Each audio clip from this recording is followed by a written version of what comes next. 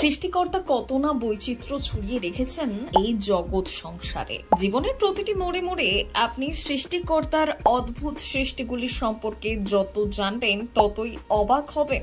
এই পৃথিবীতে যত ধরনের প্রাণের অস্তিত্ব টিকে আছে তত ধরনের বৈচিত্র্যর সহাবস্থান।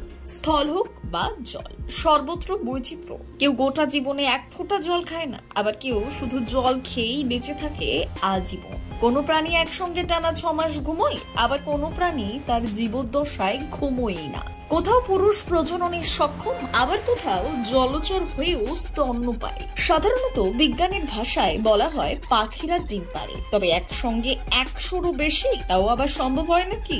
বিজ্ঞান বলছে সম্ভব। এই প্রকৃতির কাছে সমস্ত অসম্ভবই সম্ভব।